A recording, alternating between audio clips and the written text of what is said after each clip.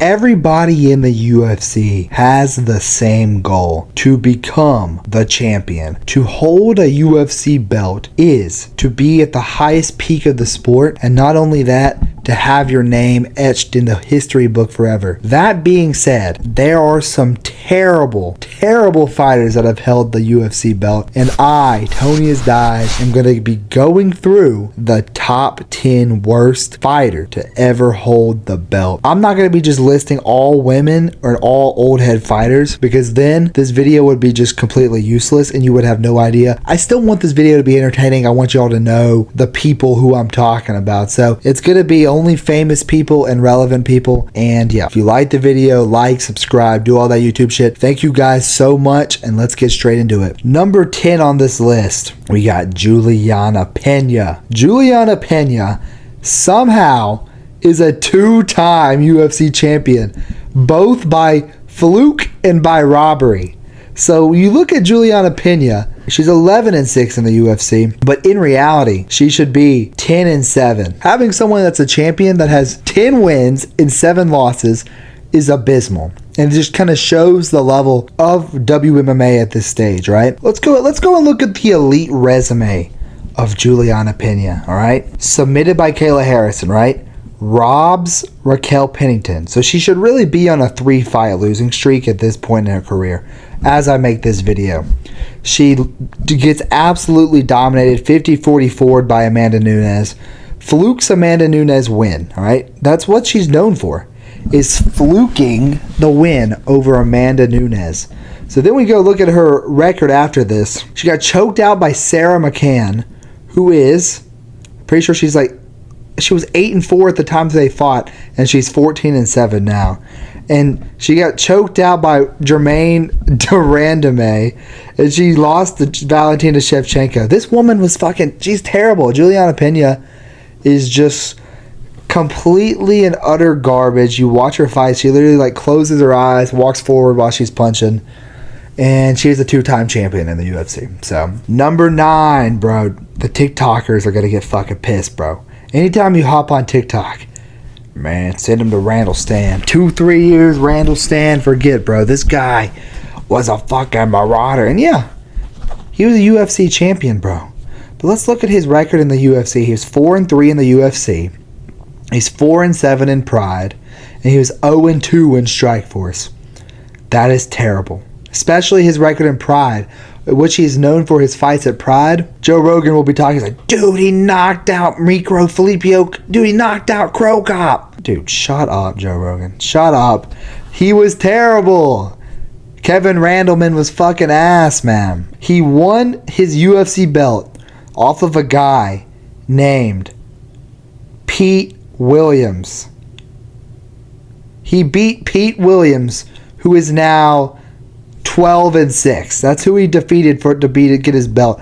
And then he defended a belt against a guy named Pedro Rizzo. This guy literally is built like me, bro. This Pedro Rizzo guy's got the same physique as me, and I don't fucking do anything. Okay, look, okay, I gotta say this too. Dude, every single person on this list could beat my ass, bro. Alright, we get it. I'm a fucking loser. I'm a, dude, you don't know, you're not a UFC champion. You never reached that, and I never will. Right? We have to make that point. But these people are terrible in the sport. And as someone who watches the sport, I can critique the sport. I can critique people's legacies. So, but yeah, man, Kevin Randleman, highly overrated, bro. I think the longest win streak he went on was like a 6-fight win streak in his whole career. He just got knocked the fuck out or submitted in every single one of his fights, and he was terrible. He was terrible. All right? But he had some name value to him, so this is going to be the hottest take on this whole list, bro. When I see people talk about Ronda Rousey, dude, just go look how many title defenses she has. She has, oh man, she beat Liz Carmouche, she beat Sarah McCann, she beat Alexis Davis, she beat Kat Ziango. These are fucking marauders of the WMMA. Ronda Rousey was the most one-dimensional fighter of all time. She only had judo. That's it. She literally just would fucking... Dude, the people that she was fighting were literally cardio kickboxers. She has 2 good wins in her whole career, which are both the wins over Miesha Tate. And Miesha Tate, in and of herself, is 20-10 in her whole career, all right? So Miesha Tate is her 2 best wins. And people talk about Ronda Rousey. She's like the female equivalent of BJ Penn. I'm going to say this here, bro.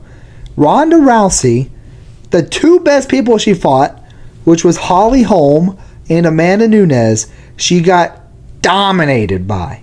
Absolutely destroyed by Amanda Nunes and knocked the fuck out cold by Holly Holm. Those are the 2 best people she fought. And let's keep it real about Holly Holm. She isn't that good either.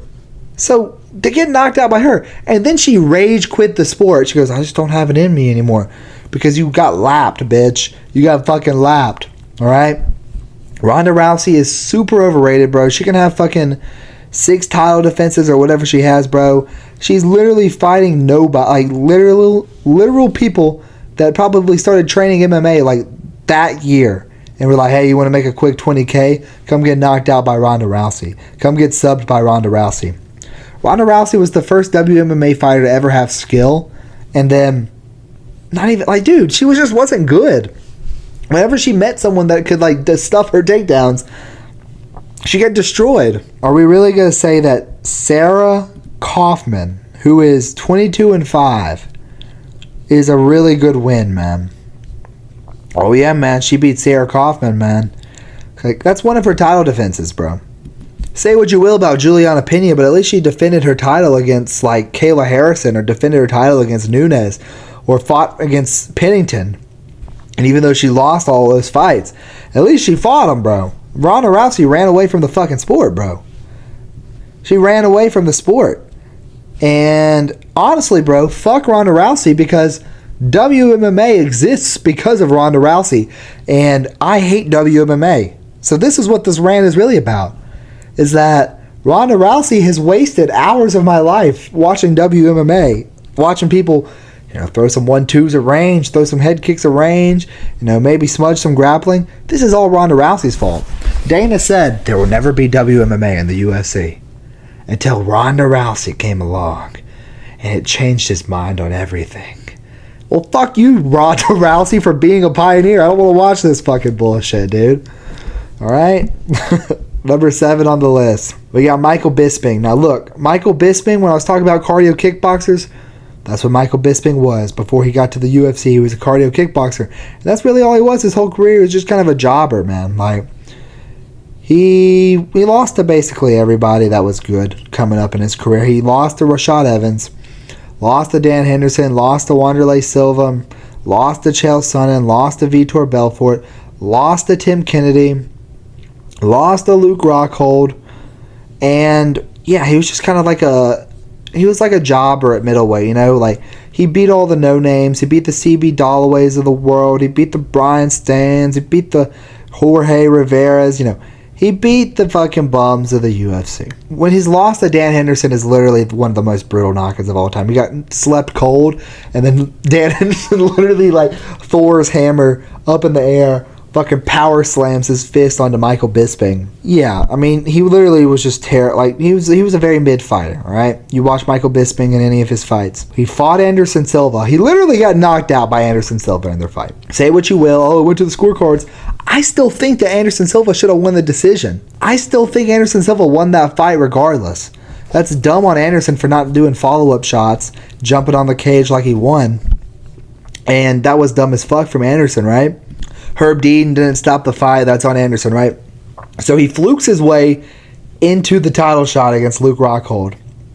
And then he flukes the win over Luke Rockhold, knocks out Luke Rockhold, and now I have to hear him on commentary all the time, bro.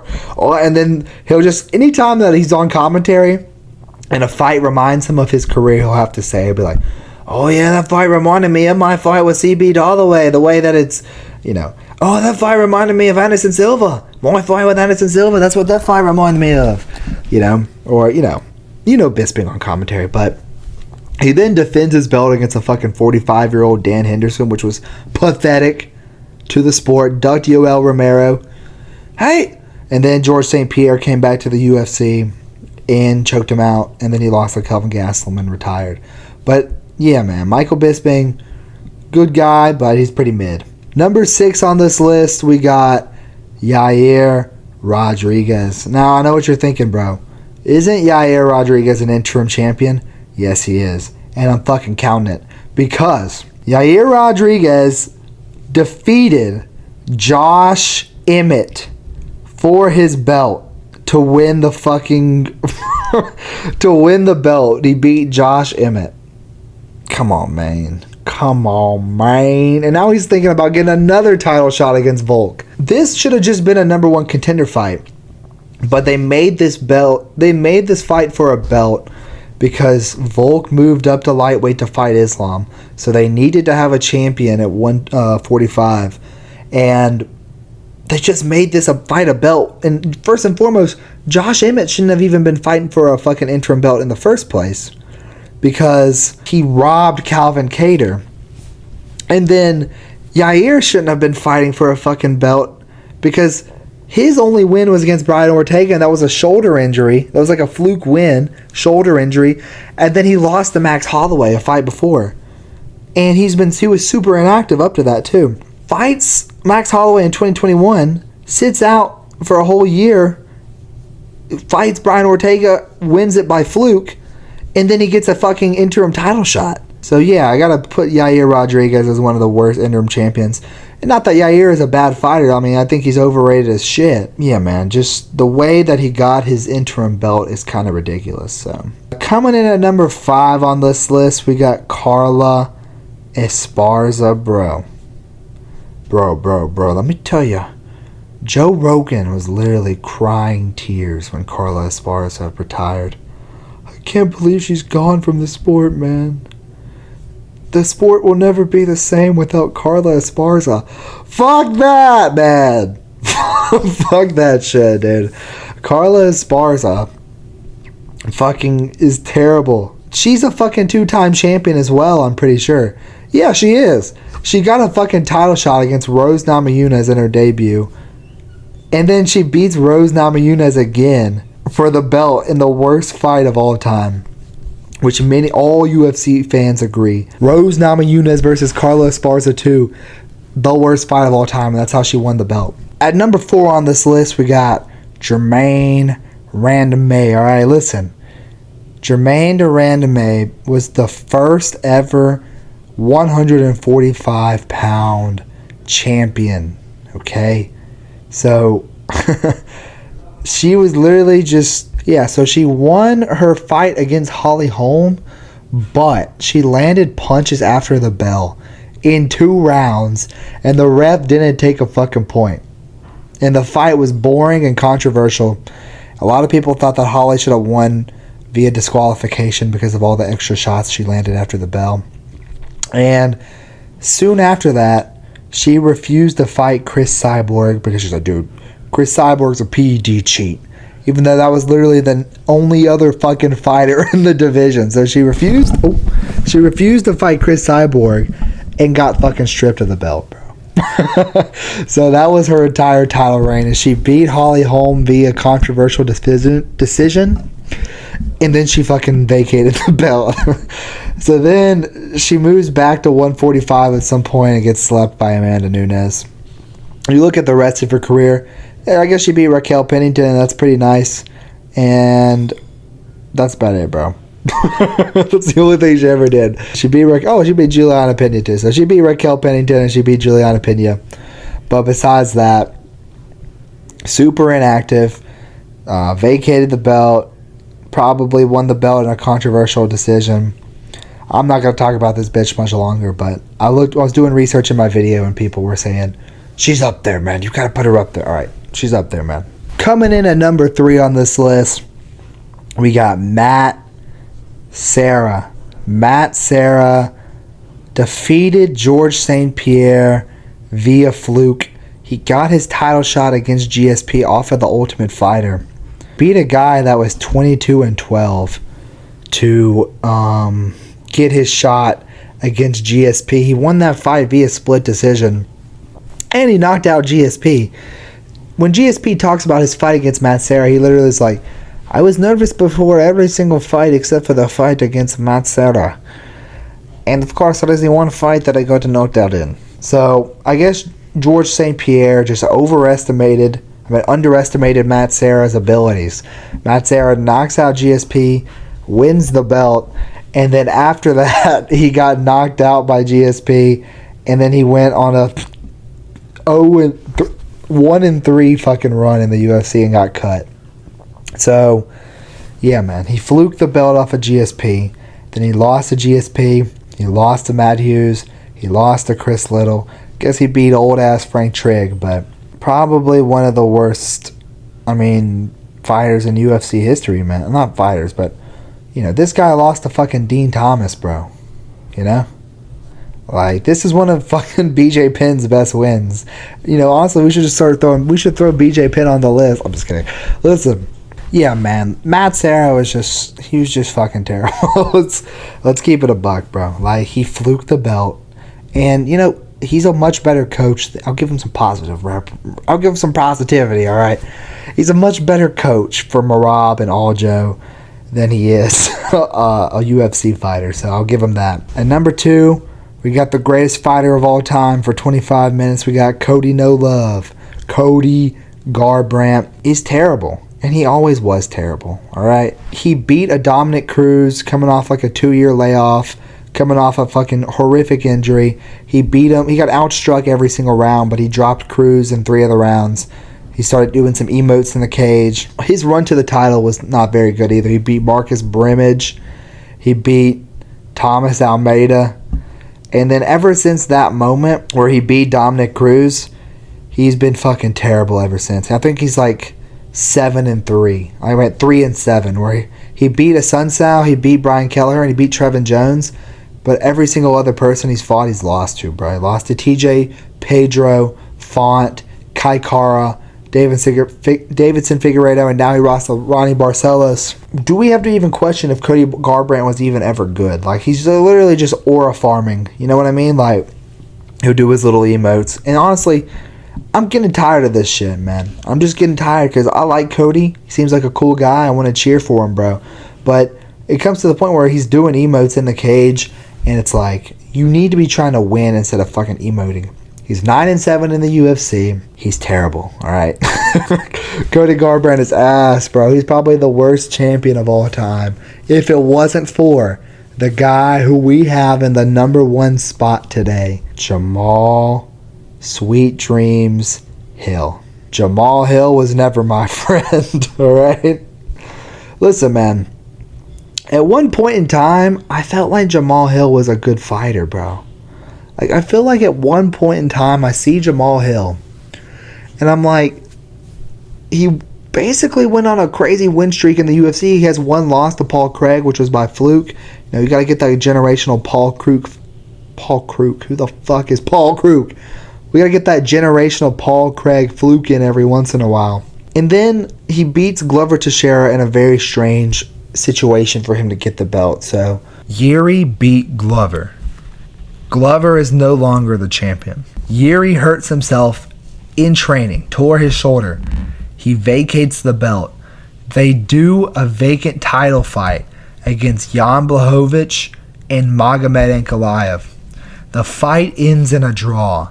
So now there is no light heavyweight champion still. Dana White is fucking pissed, and he goes, I'm making Jamal Hill versus Glover Teixeira. So he makes Jamal Hill versus Glover Teixeira. Glover is coming off a loss. Granted, Glover was this close to winning the fight against Yuri, but Jamal Hill goes out there, beats the fuck out of Glover. Then Jamal Hill gets injured, tore his meniscus, tore his ACL. And ever since that moment, Jamal Hill has become a meme. Jamal Hill used to have aura. Everyone was saying Jamal Hill is going to be the new black guy of the UFC, you know? But now Jamal Hill is literally just get clowned upon 24/7. Just gets clowned upon 24/7. Lost to Alex Pereira, first round knockout. Then he loses to Yuri, round 3 knockout. And you know what? The Alex Pereira fight, you could say, okay, it was a fluke. maybe there was a weird situation with Herb Dean and that wouldn't have happened regularly, right? Then the Yuri fight happens, and you can still take away, okay, Jamal Hill won the second round against Yuri. To lose to Khalil Roundtree Jr., who robbed Dustin Jacoby, to lose to that guy, and not only to lose to him, to get 50-45 by him, to get 50-45 by someone who should be 12-7 in the UFC, who got knocked out. I got dominated. I got knocked out and dominated, and then I got knocked out again. I see this guy's footwork, and it looks like he's never even done like a ropes drill in his whole life. Never even like try to step around some cones or anything. What the fuck is Jamal Hill doing, man? Like, he just hasn't been the same ever since that injury. I don't know if it's just the injury, but losing to Khalil Roundtree Jr. 50-45 is insane, bro. Like, I don't think Jamal Hill, this is what I've been saying, bro. I think Jamal Hill needs to go up to heavyweight. I don't think he beats a single person at light heavyweight, bro. I really don't. And that's, like, just watching his footwork, man, he looks terrible. Just, like, how do you lose to Khalil Roundtree like that, man? Like, that's so bad, bro. If you liked the video, like, subscribe, do all that YouTube shit. Thank you guys so much for watching, and I'll catch you guys in the next one. Peace.